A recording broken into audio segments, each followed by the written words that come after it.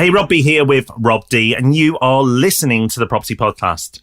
Now, every year we are brave enough or silly enough to make predictions about the coming year and what we expect to happen in the property market and beyond. Now, last year we did pretty well, so we may be worth listening to this year. And it's worth a listen anyway, because you'll be able to laugh at us if we get it really wrong. So here we go, our predictions for 2022.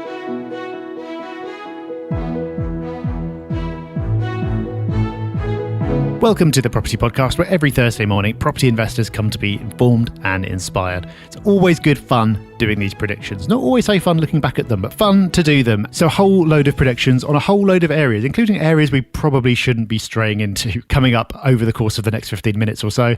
And make sure you stick around to the end for Hub Extra, where we've got a tip you can use to give your digital life a bit of a spring clean. So, Rob, our news story of the week is a little strange, but that's not surprising coming from us. And the news story is that, generally, property experts are either not as brave as us or not as stupid as us, because it's actually really hard to bring you predictions this week from other experts. We'll quite often reference what other people think about the UK property market and where it's going, and just give you their insights as well, so it's not just coming from us. But when we've gone to put this news story together, and we thought, right, ideal, let's go and list all the other experts and what they think is going to happen to the UK property market this year and how much it's going to grow by. It seems that there's not actually a lot out there. A lot of waffle, but not a lot of substance. It's like all the normal kind of prediction pieces and news stories have come out just without the predictions, because no one wants to actually put their neck on the line. And it's fair enough. Like, it's a difficult one to call this year, and everyone was so dramatically wrong last year. I can see why they're a bit gun shy. But Money Week have got an article headlined, "What does 2022 hold for UK house prices?" And the answer seems to be, well, they're not going to fall, but also it's not going to be double digits like it was last year, which gives you a pretty big range. So if you want to put out a prediction while not looking silly, that's probably a pretty smart way of doing it. Also, Rob, we had a look to see what Halifax had to say, and they seem to be basically saying the same thing, but again, not actually putting a number on it. Have you managed to find anyone who's actually come out with an actual prediction? The only one I could find, and I'm sure there are others, but it's not easy to find, and normally it's very easy to find everyone's predictions, was from Savills. And Savills have predicted growth across the UK market of just 3.5% next year. Now, the good thing for Savills is, if they don't like that prediction in a few months' time, that history shows us they are more than prepared to revise it during the year. So at the start of the year, Savills are predicting 3.5%. But if that's not looking likely in a few months' time, I'm sure they'll revise it because, they're a big company. They can do that. Well, maybe we're the silly ones, because we are about to put proper numbers on it and not revise it during the year. So stick around, because any minute now we're going to share those predictions with you. First, Rob, an exciting bit of news for anyone on the portfolio waiting list, because it's moving again. It is. It's exciting. So after last week's exciting news about the UK's highest penthouse, if you missed that news, go and listen to last week's episode. We are pleased to say that we are slowly letting people into portfolio again this year. So we paused over Christmas and New Year, understandably, and everybody has been patiently waiting on the waiting list. It's kind of the idea, right? I'm pleased to say that we've started to let people in. So maybe you've had your invite yet. Fantastic. Lucky you. Or if not, hopefully it'll be on its way soon. But we have started. So thank you to everyone who's been patient over the holiday season. And I'm pleased to say we're back up and running. We're back in business. So it's brilliant to see people signing up to the app. I'm still not going to get bored of that. It's just wonderful to see people using it. And if you haven't had access yet, well, hopefully your turn is not too far away. And of course, if you'd like to find out more about Portfolio, you can go to portfolio.co.uk. Oh, it's that time again, Rob. It's predictions time. It's the point of the year which we keep coming back to, where we have a chance to make ourselves look really silly in 12 months' time. So will future Rob and Rob really hate January Rob and Rob for coming out with such daft stuff? We'll find out. We're going to be making predictions on property prices, places to invest, inflation, the stock market. We'll be doing Bitcoin again. And Rob, our show notes are blank. I have no idea what you've done for your predictions. I know you've jotted some down. I've done mine. We have no idea what each other's are, so we can react to them live. So shall we get going? Yeah, I'm excited. This could be really safe because we are completely aligned, which is normally the way, or there could be a bit of controversy. Who knows? Should we start with our top 5 cities? And what we've agreed to do here is both list 3 places that we feel will end up in the top 5. So 3 of the 5. So Rob, I'll be courteous and let you go first. And also because I'm keen to hear what's on your list. Well, I'm not going at all risky with this, I don't believe, because I want to get off to a good start. I'd like to be a bit more adventurous because it'd be interesting, but no, I want to be right more than I want to be interesting. So I'm picking Liverpool, Manchester and Nottingham. Liverpool and Manchester in particular, even though they did so well last year, you'd think, oh, have they got further to go? I think they have. I think they're nailed on. And Nottingham, I'd be very surprised if that wasn't in there as well. Okay, so of all the things we're going to predict today, this is the section that you'd expect us to be most aligned, right? And we are, because I've also picked Liverpool and Manchester, but instead of Nottingham, and I think Nottingham probably will end up in that list, but I've gone for Derby, so at least it's a little bit different. But I think Derby is a place now that will get a lot more attention over the coming year and beyond, because it's just a great city with great prospects. So not too dissimilar there, but that's to be expected because, you know, we do a lot of property stuff together. So it would be weird if we had very different views there. But somewhere where we have had different opinions on before is what we feel the UK market as a whole will do. So what percentage growth do we expect in 2022 for the UK property market? Yeah, so we always judge this by Nationwide. We go with, there are various house price indexes. Nationwide is the one we use. Go on, Rob. You go first on this one. I'm dying to hear your number. I came up with this number a few months back, and I actually said this to a journalist I was speaking to. And I haven't changed the number, and it's a bold number. I actually don't think it is that bold. It will just sound bold. And I believe the UK property market will grow by around 8% this year, which is massive when you consider what every other professional commentator has said on what will happen this year. But I actually really do believe that will be delivered and that will happen. What do you think? No, we're really not that far apart. 6% is the number that I had, and that tends to be the way it goes. You tend to go a bit bolder than I do, and we're generally sort of like somewhere in the middle, there or thereabouts. Depending on like when you measure the data and which index you use, like the UK as a whole is pretty much double digits last year. I don't think we're going to see double digits again because I think that there was an effect of some transactions being pulled forward and things like that. But we do still have all the ultra loose monetary policy. We do still have a supply shortage. So I definitely think that we're still in that boom phase. We're looking at very healthy growth, but we're not yet in that like final winner's curse couple of like super boom years. So that's how I got to 6%, like a very, very good year, but not quite as extreme as last year. But some bold numbers. So let's see what happens. Now, let's talk London, because we always talk about London because it's an interesting market. It's a separate market from the rest of the UK. It does its own thing. And because we've listed it here as a subject, it suggests that we both think it's going to do its own thing as well, and it's not going to perform at the same level as the rest of the UK as a whole. Now, London will be included in that number we talked about, but individually, London hasn't performed as well over the last few years. So, Rob, we're taking it in turns. What do you think London will do in terms of house price growth in 2022? I've got pretty low confidence on this one. I think this is hard to call. And so I'm just having to go for something that I consider to be a pretty middle of the road sort of prediction, which is that I think London will put on growth of 4% this year. So I think it's going to drag the average down, but I don't think London is going to lag by as much as it has done over the last couple of years. I really think international investment is coming back, travel's coming back, students coming back, rents are way up. Rental competition is very strong in London at the moment, and that should be supportive of higher prices. But you're still dealing with the fact that London is already so expensive and there's so much more growth potential elsewhere. So on the whole, I think a bit lower than average, but still a decent year for London at 4%. I'm going to have to take a photo of my notes to send to you because I have also gone 4%, and for the reasons you've mentioned, which I think is the first time we've ever been aligned on this number in all the years we've been doing it. So actually, that is a shock in itself. Well, let's see if we stay aligned as we move away from core property and into other aspects of the economy that will have an impact on property.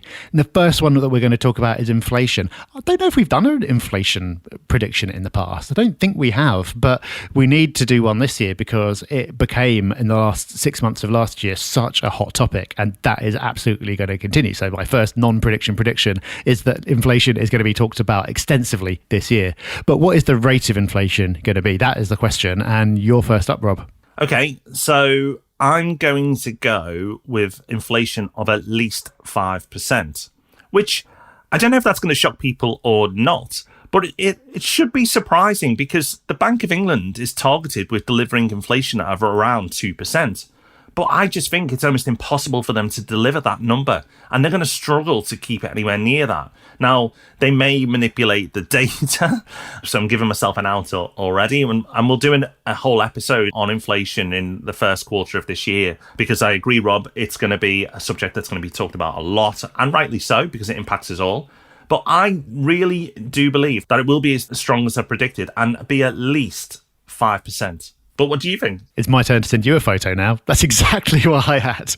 I thought I was being a bit out there with my 5%, but you've gone the same number. Again, for the same reasons. I think that there is so much inflationary pressure, and I'm really generally very positive about 2022 in terms of like what's going to happen, in terms of people wanting to and being able to go out and spend some of the savings that they've accumulated, if they've been lucky, over the last couple of years.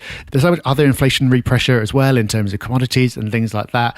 I do think it's going to be another highly inflationary year. Okay, well, let's see if we're aligned on this next one then, which is obviously very closely linked to inflation, which is the base rate, because the Bank of England will often use the base rate to control inflation. So based on the fact that we both think inflation will rise in 2022, Rob, what are you predicting for the base rate in 2022? Okay, I was torn on this one. I really wanted to say base rate no higher than 0.5%. But I'm not quite brave enough, so I'm going to say base rate under 1%. So if it's 1%, doesn't count. Anything under 1% from the 0.25 that we're at currently will count as a successful prediction. It's a little bit wussy, and I'm kind of tempted to say 0.5%. I acknowledge that that doesn't make any sense, given what we've just said about inflation. If our inflation prediction is correct, then you'd expect the base rate to be increasing. But let's face it, central bank policy hasn't made much sense either, and I think that's going to continue to not make sense. So I really don't think that we're going to see any major hikes in the base rate this year, despite what I've said about inflation. Okay, but I want to clarify something. Are you saying it's going to rise? I am saying it's going to rise. So let's say somewhere between 0.26 and 0.99 is the range of my prediction, which is quite a broad range, I know. Well, you've been not quite as broad as me, because I've really copped out. And I've gone for the base rate will rise this year. Is that it? which is the least bold prediction I've made today. But I think it's the most difficult one to make. Of all the things we talked about so far, this is the one where I just feel I've got the least grasp on making a sensible prediction around, because, as you've pointed out, it's hard to know what the Bank of England are thinking or planning to do, because it seems at times a little random. Even though I'm sure they've given it great thought and there's a lot of intelligent people who make up that committee, it's just sometimes to the average person on the street, which is, you know, I can class you and I in that, Rob, it doesn't always make a lot of sense. So I am going for just that they will increase the base rate. Now, you may be a bit disappointed with our predictions there, but actually there could be some actionable insight from that, because if you have mortgages already and you're planning to remortgage this year, or you're going to be investing for the first time and taking out a mortgage, then based on our opinion, we believe that rates will increase. So that may impact the decision, if you believe what we believe, on what you should do around your mortgage, whether you decide to go for a fixed mortgage or a tracker or something else. So while they may not be the boldest of predictions, they're actually quite useful for your planning in 2022. Okay, so the thing that can barely be any lower is going to be higher. Got it. Feeling brave there. Right, let's move on to the stock market then. So we normally talk about the FTSE 100. As we record, it stands at 7465. Where's it going to end up, Rob? I'm going to put a percentage on it, and I believe at some point it will be 10% higher than it is now in 2022. So I'm not going to say it ends 10% higher, but at some point this year it will be 10% higher, which is, you know, quite a movement. It's more than we both said for the UK property market as a whole. So I'm expecting big increases there, but also more volatility as well. It's not just going to be a steady rise to that point. I think we're going to see it bounce around a bit, but at some point it will be 10% higher than it is today. That's my prediction, at least anyway. What's yours? I'm going to go in a different direction with this. And this is pretty much just to kind of be interesting because I really don't know. There's very little insight behind this. So I'm just going to say that the FTSE is going to close 2022 lower than it is today, which is 7465. Again, that sounds like it's completely incompatible with what I've said in general about it being a boom year, about it being a positive year, about inflation and everything else. But the FTSE has been such a perennial disappointment. It's gone absolutely nowhere for years and years and years, despite other stock markets, notably the US, hitting higher and higher highs. So it put on a bit of a spurt towards the end of the last year to get up towards 7.5. And I think there's still scope for it to disappoint from there. So like I say, very little insight, very low confidence. Don't go and place any spread bets based on this, but I think it's going to close the year lower than it opened. You know what? It might not be as wild as it sounds as a prediction, because if base rates do increase and the pound strengthens off the back of it, when the pound strengthens, the FTSE 100 weakens because there's a lot of international companies there. So there is some logic to what you've said based on what you've said before. So it's not completely incompatible, but we'll see. So everything we've talked about so far is, considered steady stuff that you can make sensible predictions around, or at least attempt to anyway.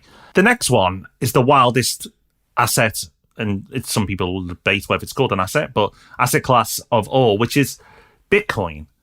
Bitcoin in 2021 was all over the place. And you know what? I've got a feeling it might be the same in 2022. But before I reveal what I think on Bitcoin, Rob, what are you predicting? Well, having a kind of measured prediction on Bitcoin is probably foolish. So I've gone in the opposite direction and I'm basically predicting a load of volatility. So my twin predictions are that Bitcoin is going to fall by more than 30% during the year, that it's going to hit an all-time high during the year, and that would put it at above $69,000. So basically, I'm predicting a pretty wild year. We're going to have a huge crash, and we're going to have an all-time high as well. Not saying which order they're going to happen in, but I think they're both going to happen. What do you reckon? Yeah, as we make our predictions today, Bitcoin is at $46,000. Tomorrow it could be 80,000. But that's actually my prediction, is that at some point this year, it will hit $80,000. So I'm going to push that high that you've predicted a little bit higher, Rob. I hadn't written this down, but I completely agree with your 30% fall at some point as well. Not 30% from where it is now. That's not what you're saying, and I just want to make that clear. But at some point, it will fall 30% from where it goes up to. So I think we will see a lot of volatility as well, which actually isn't that brave to say about Bitcoin, but to say that it's nearly going to double, which is pretty much what I've said, at some point this year. I know it's Bitcoin, but if that happens, it's still bonkers. I mean, it's even bonkers that I'm making that prediction. But you know what? A lot of people are going to be nodding their heads agreeing with, I expect Bitcoin to get that level. And the fact that so many people expect it to get there will probably help it get there, because so many people believe in it. And when people believe in it to the extent that they do with Bitcoin, crazy things can happen. So I can't take your volatility one off you, the 30%, but just to say I agree. But I'm going to say the highs could reach 80 at some point in 2022. But we'll see. And just for the record, we have no expertise with Bitcoin. I'd like to think we have a little bit around property and economics, but Bitcoin, we are purely guessing. We're making some educated guesses on the other stuff we talked about, but please do not make any investments based on what we've said on Bitcoin. And of course, don't make any investments on anything else we've said. Do your own research. So how will our 2022 predictions end up faring? They should be all right, because it's certainly easier. It feels easier to predict the year ahead than it did last year when we went back and reviewed our predictions as we did a few weeks ago. We kind of realised how hard it was to predict 2021 because of the position that the world was in a year ago. So really, we should do better this year than last year. Will that happen? Well, join us again in December, because we always switch the mics back on and take an honest look at how we performed.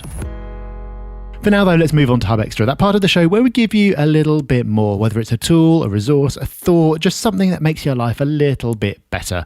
And we back it up with the Hub Extra email, which hits the inbox of Property Hub members every Friday morning. Rob, I think you've got a bit of a life hack for us this week. Yeah, something I've done at the start of this year that I really enjoyed doing and found really useful is a phone audit. So I decided to go through my phone and delete apps that I no longer or never did use in the first place. Because you'll find, I'm sure most of you listening will find at least anyway, that if you look at your phone, your smartphone, there's loads of stuff there that you don't use. Just get rid of it. It's clunking up your screens. Even if you file it away, it's still clogging things up. It doesn't make it as nice to use. So spend 5 minutes, go through and delete all those apps that you do not use or haven't used in a long, long time. Then, once you've done that, look at what you do use and question it. Go, is that adding to my life or is it taking away? You may find, and I've talked about social media a few times over the years, but you may find that some of the social media apps that you use don't add to your life and may actually make you unhappy. It's entirely possible. Social media, while addictive, actually makes a lot of people miserable. So look at your social media, what you use. Do you need to use them all? Can you come off some of them? And look at other apps that you may be mildly addicted to. Is that something that you're willing to accept in 2022? Spend the time to do this. And I promise you, by the time you're finished, even if you just clear out the old apps and don't delete anything that you do use, you'll feel a lot better. It's like cleaning your house. Once your house is clean, it always feels better. And it's the same with your phone. Give it a clean, give it a spring clean, get it ready for 2022, and you'll be glad you did. I like that, Rob. I think I may do just that.